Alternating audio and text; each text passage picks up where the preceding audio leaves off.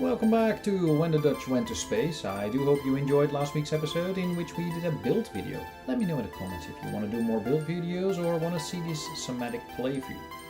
We've arrived at episode 18 called The Next Generation. Pack in because it's a lot.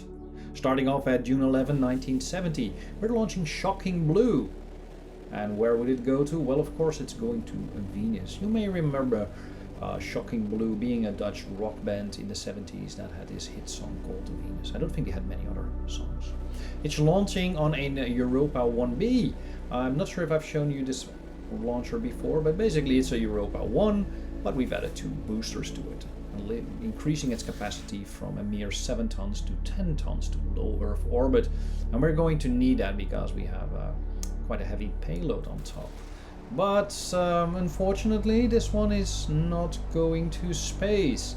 As soon as we've kicked in the second stage, telemetry reports some kind of error on the stage. I'm not sure what caused it. I mean, the engines are burning. Some of them may have a performance loss maybe, or performance gain. One of them is behaving very strange and basically turning the craft into an interesting spin, forcing ground control to abort the mission, and we have to let go on. Well, as you know, we've got a backup, and a couple of days later on the 17th of June we're launching Shocking Blue number 2. It's exactly the same craft, exactly the same setup. I don't know what went wrong with the first one. I do know that this one is launching a couple of days behind the ideal launch window, so I will just have to make do with that. And we do have spare capacity in the trans-Venus injection stage. Yes, TVI, I guess I'm gonna call it TVI.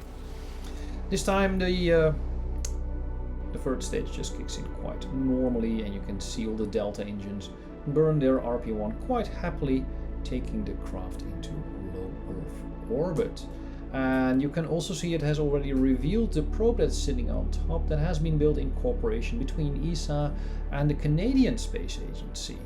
Yeah, so we're bringing the Canadians in as well. You will see me slowly bring in other nations as we progress through the storyline.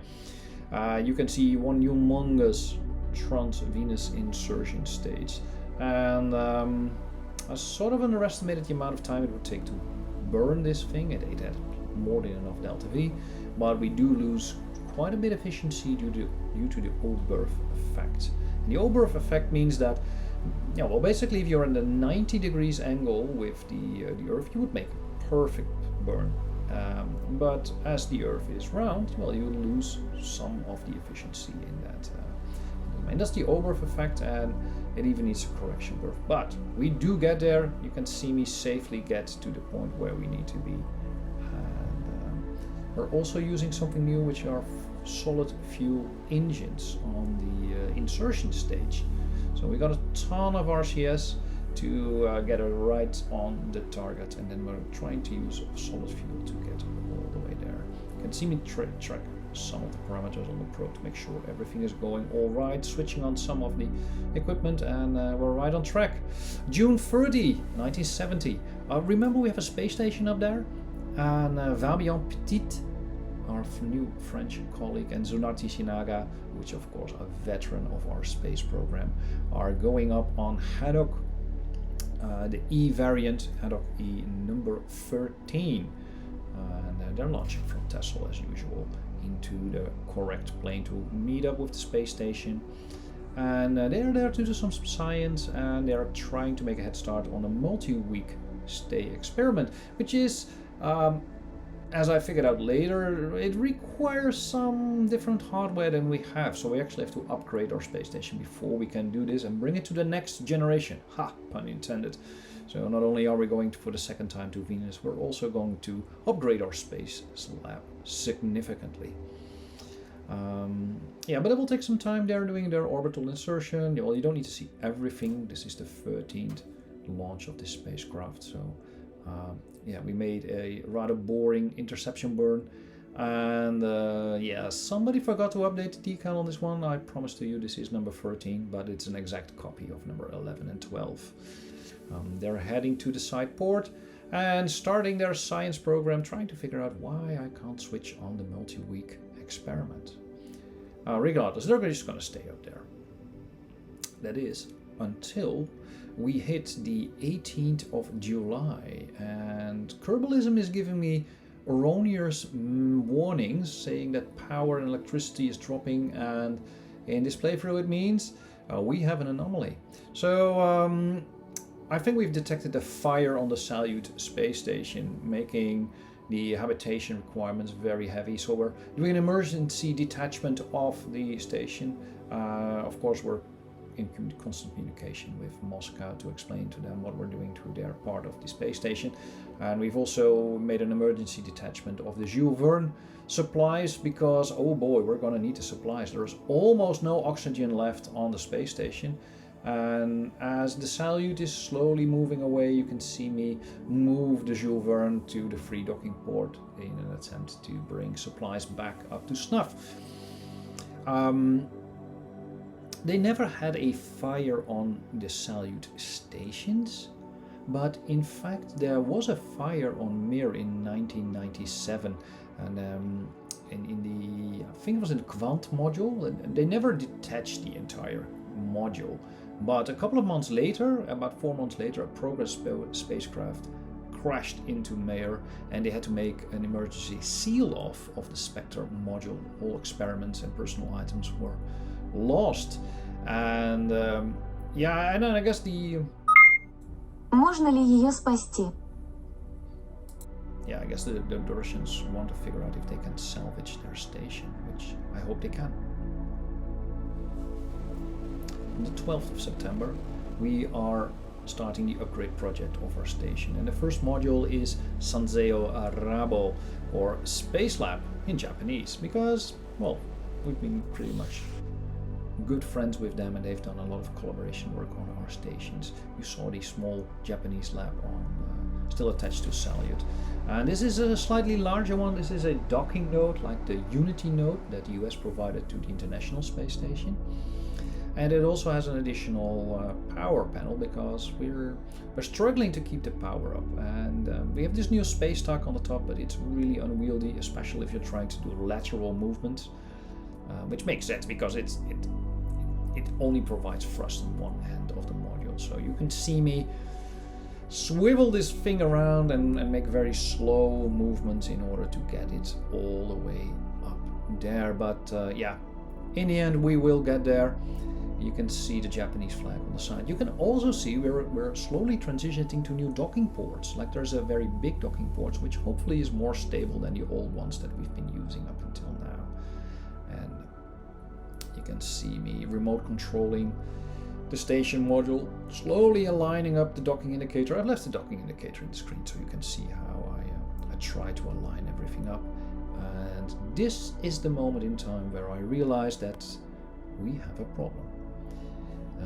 So I saw I had a new science experiment, and I stuck it to the bottom of this module, but now it can't dock anymore. So we make an emergency decision to flip the module around, and we are going to need an engineer up here to fix stuff, which means I will have to repeat this tedious docking process. Unfortunately, we don't drift away too far, and I've gotten used to the off-balance nature of my my docking construct. But yeah, this is kind of a problem. I don't think this has ever happened in real life. People forgot that our antennas were sticking out. And we now have the tug in between of our modules, which is not how we want it to be. So we're definitely gonna have to fix this and find somebody that can do this. Here we go, swiveling slightly around the antenna of the orbital node, allowing Soviet craft to dock, or I should say Soviet stations to dock. But there we go. Node attached. We also decided to release this docking node. I should have done that. I'm not sure why I didn't do that before I went through all these tedious docking operations, but we're not actually using it, and it's sucking up a lot of energy because of this space device. Fabian and Shunati are heading back home in their trusted spacecraft, knowing full well that they are not able to complete their 120-day mission that they had planned. So they're kind of disappointed, but it's gonna be fine, guys. You'll have another opportunity. And they safely return to Earth. Yeah. So the good thing is that I have been running a production queue of these hydro-lox spacecraft. So we're sort of lining them up and building a number of them, regardless if we actually need them or have a mission plan for them. So we have them in ample supply. Well, not ample, but we got, I think, 2 or 3 of them in storage, which means on the 29th of September we're launching Haddock E14, this time with an updated decal. On board is Helmut Schulz and Franco Malbera. Franco you've seen before. He went to the Italian space station, and he actually went to the moon, I think it was on one of the lunar missions. And Helmut is our mission commander. He's an engineer, and he has all the inside knowledge to fix spacecraft. In real life, Schulz was actually in chemistry, and he was a professor on a university somewhere in America. I don't remember which university, but he designed a new way to develop solid rocket fuel. So yeah, it makes sense that in this alternative universe, due to the absence of having a Second World War, it's perfectly fine to stay in Germany and be part of a different space program. And so Schulz is now showing off his skills and leading the docking operation to the new space station Alpha. And once he has done that and made his way over to not the nadir docking point, I mean, what is it called when it's pointing sideways? I know nadir is Earth side pointing.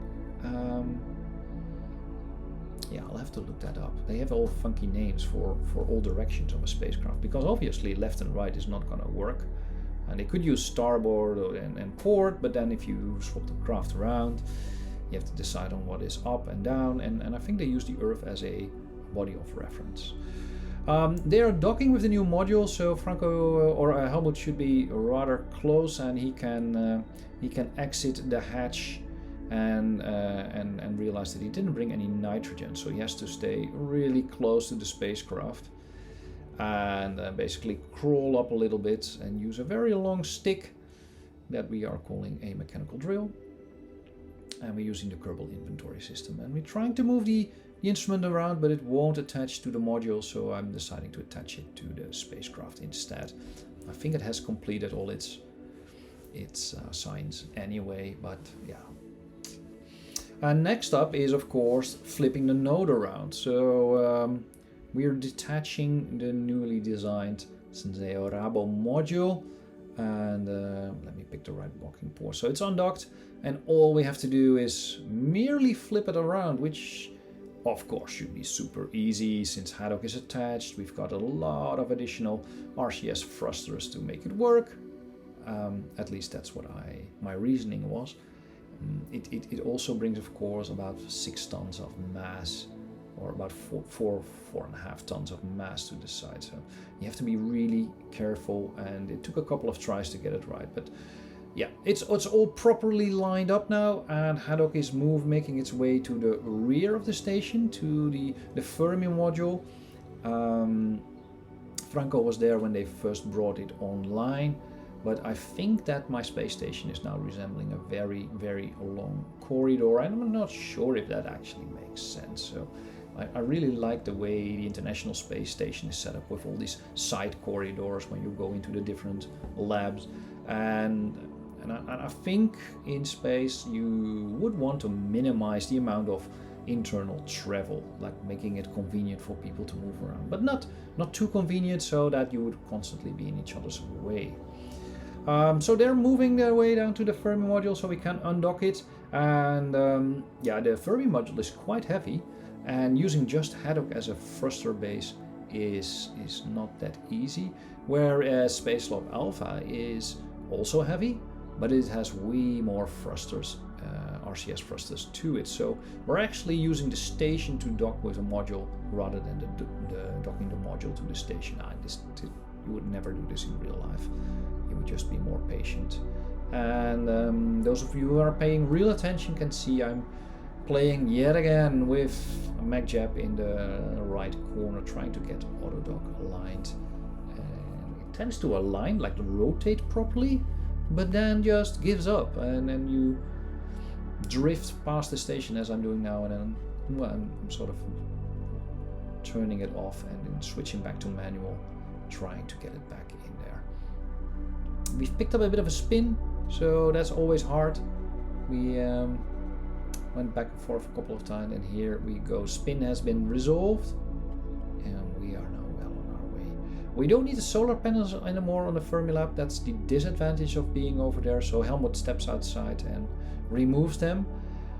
We could leave them on there. It's 4 additional parts, and it's not that much. But the reasoning is that you want to free up this space, so it becomes easier for spacecraft to dock. This might become our main docking port because it's so far from the solar panels and antenna and other stuff around. So Helmut is really liberating or freeing up space, so it becomes easy to dock. Of course we have a front docking port, but that might be blocking the solar arrays. Once they are done, and I think they're about a week in the mission, it's time to return all the garbage back to Earth. I could let all the material float, which would make more sense, but I thought, well, why not just bring it back and burn it up in the atmosphere? Yeah, so Franco and Helmut on their way back, dropping the service module, and I think they were over the North Sea. I'm not quite sure where they are landing, but they make it back safely, which is good news. The station still needs a bit more supply, so on October the 2nd we are launching one of the Jules Verne's that we have in stock. And like I mentioned, I've got a production queue running, so I'm just building haddocks and Jules Verne's to supply my stations. At some point I'm gonna replace the haddocks with a new class of spacecraft, but I might even keep a couple of them around because they are so cheap and so fast to roll out that as an emergency craft it's super helpful. You can see the Jules Verne launching on the Anal 4A, making its way to the station, and this is a process we've now done, I think 5 or 6 times we've been resupplying the station. You can still see one of the other Jules Verne's attached, and we're trying to bring this up to make sure that we have roughly half a year of supplies. That was the idea, that once we start doing the long duration mission, we actually have enough supplies to make it happen. And here we go. Thank you, France, for supplying us with wine and bread, I suppose, cheeses. 25 of November, Shocking Blue number 2 has arrived at Venus. You can see it in the center of the screen. It's picked up a bit of a spin, which is good, so we're still aligned to the sun, and it's doing great. So it's gonna dip very low, almost touching the atmosphere, and I'm just enjoying the sunrise over Venus, watching all the instrument pick up all the data, and then as we are very close to our node, we try to spin stabilize our craft, as we did with our very early craft. You may remember that, like, I don't know, something like 10, 12 episodes ago, we would spin stabilize our craft like this, and then just fire up the engines and all would be good, and oh, what's happening over here? Yeah, I'm not sure what went wrong, but it was wrong, and you can see that we have arrived in an orbit, but not in the orbit that we intended. We are detaching our Venus insertion stage and aligning our spacecraft once again with the sun and sending back tons of science. You can see the craft now in all its glory. It's a beautiful craft, and I'm really disappointed that this didn't work out as it did, but wait, it happens. Should have run more simulations. But our apoapsis is our upper Venetium. I'm not sure what it's called. Like the higher point in our orbit around Venus is way more than we expected, which means that the solid rocket engines that are used to slow down our landing probe are going to be too powerful. And we have 4 of them, so I'm only using 2, but even that is going to be too much. And the idea was that they will not only lower the orbit of the probe whilst pushing up the main spacecraft, but they will also introduce a kind of a spin. There it goes. Did you see it? In a blink of an eye, it was gone. And this is the result of the probe hurtling down to the surface. You can see it's going almost straight down, and this thing is falling apart because of the spin forces. It won't deploy its chutes, it won't slow down, but it makes quite the impact. It did send back some data, but not what we expected. 1971, we have arrived in 1971, and on the 26th of January we're launching Cygnus 1. Yes, the US are helping us out with the space station, and they are helping us by giving us a supply module. And the Cygnus spacecraft was designed by Northrop Grumman in, I don't know, but I think something around 2013. It weighs about 6 tons and it's supplying the ISS. But did you know that the solar panels, the distinct solar panels on the Cygnus spacecraft, you know, you have these beautiful circular solar panels, they're actually built in the Netherlands. They are provided by Dutch Space. And well, in our reality, maybe we did also do the solar panels, I don't know. But the Americans are helping us out, and they have built a supply module that brings at least a year of supplies. We had to develop some custom fairings, and here we go. So this thing is going to supply us with at least a year of food, water, and oxygen. And it also has 2 large solar panels. And these solar panels are going to help us with our power shortages. And together with the systems that we have already available, we are somewhere in the range of 8 kilowatts of power now. And we can also store for about 2 days of power. And I hope that this is more than enough for Kerbalism to decide to not kill my crew up there. You can see a small lander engine, so it has its own transfer stage. I think Cygnus is a really nice spacecraft, and we will use it in the future, maybe not with all the solar panels on it. That's sort of thing that we need right now, but not every time. And there we go, we're docked. Look at that solar array. We lost 2 of the lower solar panels because they don't catch solar energy anymore, but hey, good enough. On the 28th of 1971, we're launching the Holland House. And I forgot to record the actual launch. It launched on a Europa 2.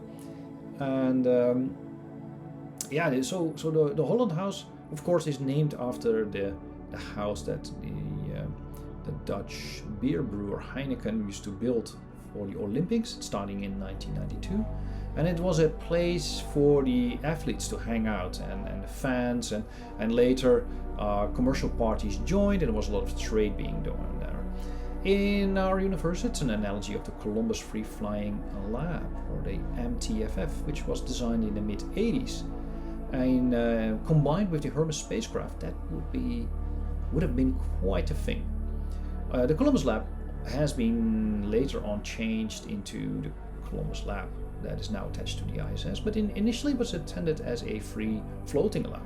And prior to that, we had Space Lab, which was run from the cargo hold of the space shuttle.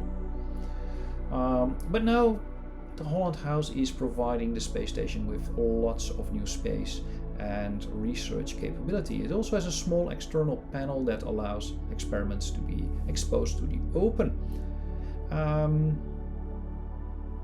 Most of all, it's got the multi-week experiment. 29th of January 1971.